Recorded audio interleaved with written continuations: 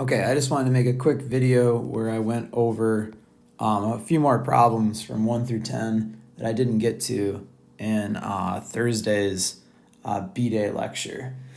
And so I first want to look at number 4.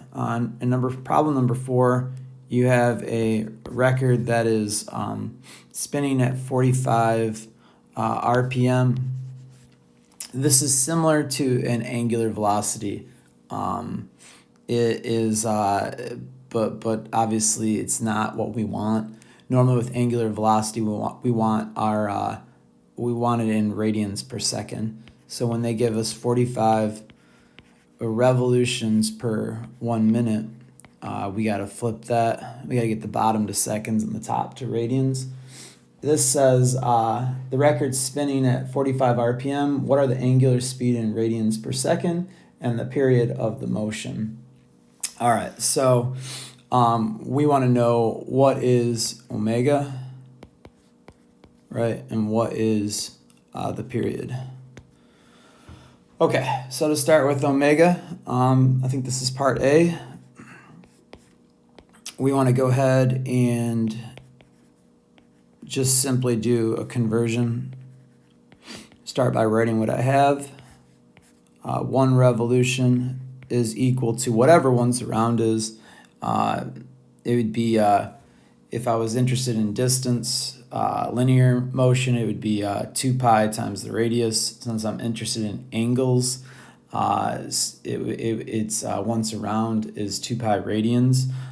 If I was interested in angles with degrees, 1 surround would be 360. So here I'm interested in radians, so I'm going to go with 2 pi rad on top. That's an R, it's hard to see. I'll cancel off my revolutions. and now I'm good for the top, right? But the bottom still has minutes, which is a problem, so we'll put 1 minute on top, 60 seconds on bottom. We can go ahead and cancel long distance there, just like that. And we'll go ahead and gather up our numbers here. 45 times 2 pi times radians. Remember, radians is kind of a shadow unit. It's there when we want it to be, but it's not always. It's there when we don't, or we can get rid of it rather easily as well. Okay, so on the bottom we have 60 seconds. All right, and then let's go ahead and do the math there. I'm going to actually, I think, be able to leave this without using a calculator in terms of pi. I know your math teachers always like that. This simplifies to 3/4 right there. So if we just do the multiplication, I can also, I think, well, I'll simplify it. Well, I know I can go further than that. 6 pi over 4 rad per second. So let's simplify it one more time, right? So 3 and 2. So it looks like 3/2 radians per second. 3/2 pi. Can't forget that pi. 3/2 pi radians per second. Or you can say 3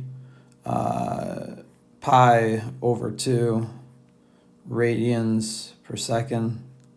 Either one is fine. And this is equal to omega.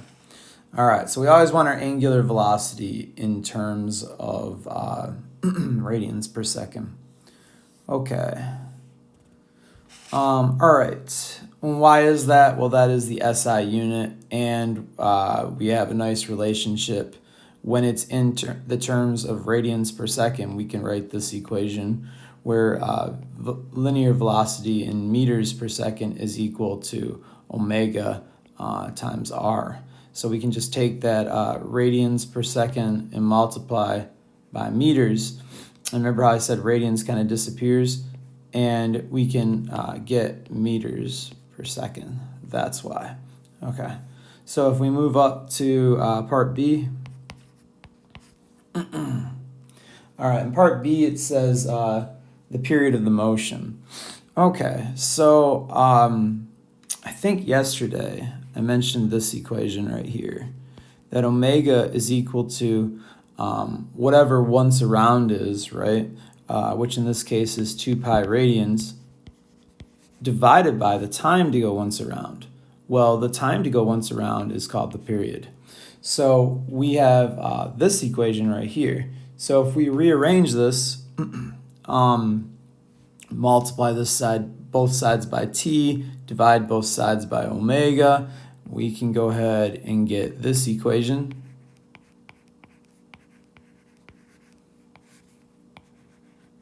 Right? And if that doesn't make sense, then do the math and make sure it looks good. And then we'll go ahead and sub in that, what was it, 3/2? I think it was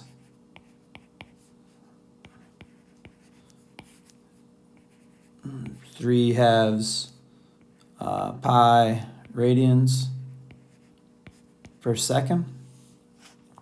So remember, when we get a fraction on the bottom of the fraction, we have to take this 3/2 pi radians per second and flip and multiply. And this because we have a fraction hanging out on the bottom of our fraction. So what I'm trying to say here is that this seconds is going to end up here. This 2 is going to end up here. And the 3 pi radians is going to stay down there. Yeah. So, all right. So what's that going to look like? Well, if the 2 and the seconds head to the top, then we can go ahead and say that now we have a 4 on top, right? Because 2 times 2 is 4. Pi seconds times radians, right, for the top. And the bottom just stays with the 3 pi radians.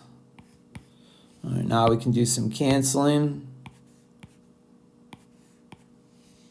And finally, this is a question about period. This is a question about time. How long does it take to go once around? So therefore, our units should be units of time, and they are. Specifically, they should be units of seconds. And we have our answer, 4/3 seconds, which is the same approximately as 1.33 seconds. All right, cool. Let's go ahead and go to problem number 5. Problem number 5, they say the Earth's radius is about 4,000 miles. Draw the Earth, or try to. You know, I think I can do better than that. Well, I don't think I can. I think my iPad can do better than that. Let's see here. I don't know how to do this, but I'm pretty sure there's a way where if I just click on the circle or something, there was a way to make this shape. Let me try that one more time. I should have practiced this before I did a lecture. There we go. Okay, so the Earth is going to it's a perfect circle, perfect sphere. All right, it is going to have a radius of 4,000 miles. Whoops. Okay.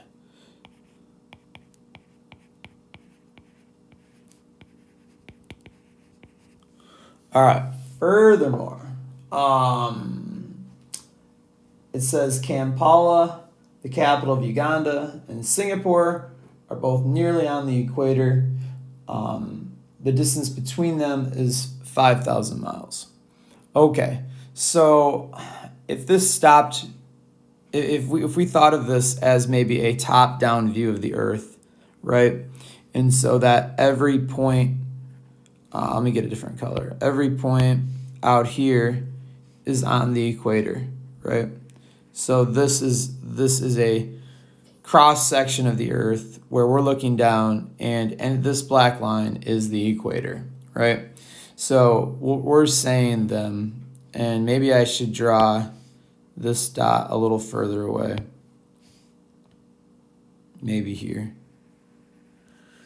We're saying that this distance right here, let me get another color. We'll go, I don't know, I'll try green. Right here is S. And the distance between Kampala and Singapore is 5,000 miles. So S is 5,000 miles. Hopefully you can see that. That green's kind of tough to see. All right, so what can we take away from this?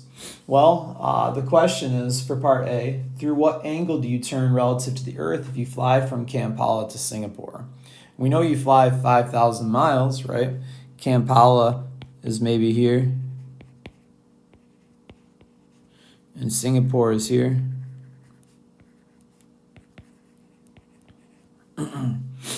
Or maybe I'll,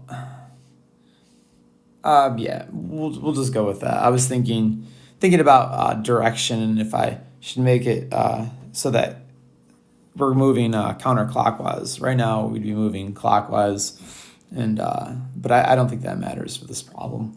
Through what angle do you turn relative to the Earth if you fly from Kampala to Singapore? So we want to know what this angle is. If I just, what this angle is, right where my variable r is, right? So right here. And I can give that a little color. Right, what is that angle right there? And we know it's equal to theta.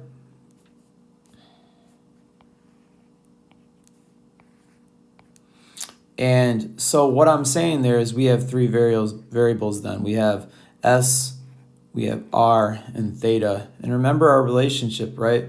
Or this is covered in the notes over angular motion, that S, or spatial position, in this case the arc length, is equal to theta times R. And so yeah, so we have a nice relationship between angular position theta and spatial position S. We just multiply the angular position by R. And that's similar to what we did up here with velocity and omega, right? Okay. Or we just multiplied the angular velocity by R to get linear velocity. Okay, so anyways, coming back to this is pretty simple now. 5,000 miles equals theta times 4,000 miles. We do the math, miles will cancel away. Theta is going to equal 5,000 miles divided by 4,000 miles, which is going to equal, we can probably do that in our heads pretty quick. Cancel off these zeros, and we're going to get 5/4 radians, also known as 1.25 radians. All right. Good. I want to talk about one more thing, and I believe that was problem 9 and 10. Just want to roughly give you some reminders. Problems 9 and 10, we're given graphs similar to last year. Let me see if I can. I'm not sure. We'll try this. See if I can line these up. These lines are not going to be perfect sometimes. Sometimes they're going to be. So I learned how to use this technology. All right.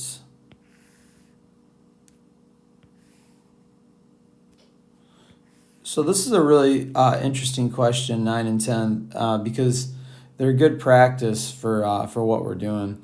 Last year we had position versus time graphs, velocity versus time graphs, acceleration versus time graphs. And this year we're still going to have all those, but we're also going to be able to have more graphs, right? Instead of having meters, we'll have radians. We'll have angular position versus time graphs. We'll have angular velocity versus time graphs. We'll have angular acceleration versus time graphs. Yeah, so what's better than 3 graphs to describe motion? 6 graphs to describe motion. And that's what we have here. So if we remember from last year, when we took the slope of this graph, we could get velocity. When we took the slope of position versus time, right? And when we took the slope of velocity versus time, we could get acceleration. And if you're in calculus, the slope is very similar to taking the derivative. So you can take the derivative of the position function and get velocity, and the derivative of the velocity function and get acceleration. And you'll learn about that in calculus this year. You could also go backwards, right? And in calculus, you would call that taking the integral. But when we don't have access to calculus or a function to describe acceleration or velocity or position, a function is just it is something that operates on something else. It is like a machine. It has a input, and for every unique input, there is only one output. So an equation in calculus or in math class, like if a position function would look like this, right? X would be a function. When it operates on t, t might be, what would that function look like? What would the function x look like? Maybe it's t squared, or maybe it's t squared plus t plus 3, something like that. And it would describe a line, right? And anyways, I think that's covered in math class and pre-calc and all of that, but I honestly don't know because I'm not in those classes. All right, so I'm going to erase this and get rid of my function, my position function. Anyways, coming back to where we're at, right? We don't need all that math. We can just use area. So if we want to go backwards, we can just go from acceleration to velocity by taking area, and from velocity to position by taking area. All right, and all of that is going to be true for our angular graphs. I just want to just be clear that when we go backwards from velocity to position, the area here is actually displacement.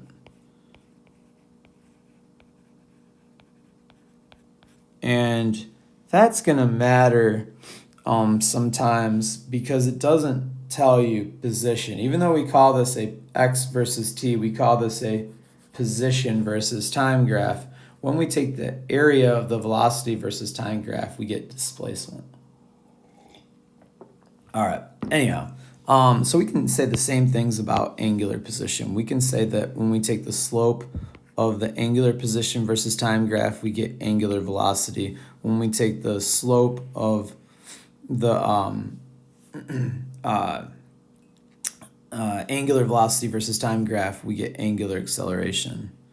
And this is going to be instantaneous slopes. So what I mean by that is we're taking slopes over smaller chunks of the graph, right? A graph might have different slopes at different points. For instance, maybe the graph does something like this, right? And let me see if I can, this. And therefore, the angular acceleration would be different, right?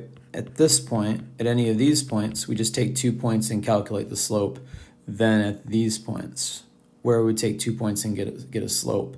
So we would expect down here on our angular acceleration versus time graph that and you can kind of line these up, right? For this chunk of time right here, that we would have a constant positive angular acceleration, right?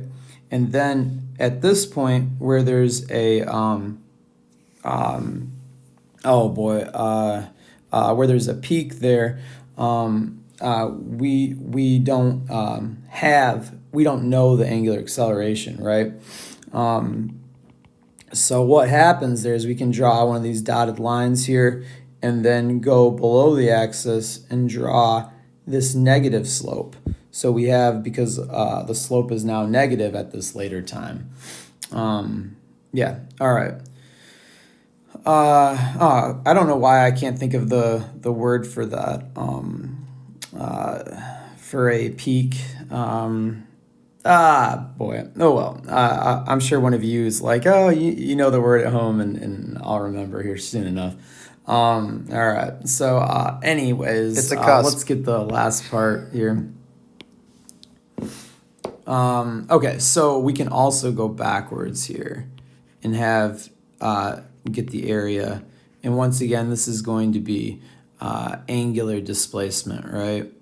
So that would be, when we go backwards, we're going to get change in angular position. And when we go backwards and take the area, we're going to be able to go and get the change in angular velocity. So, yeah, I think that is about it. Let me know if there are any questions. Once again, this description here, or this last bit, is a little more of a ramble, but this should help you with problems 9 and 10. And let me know if there's any problems there with this. All right, have a good day.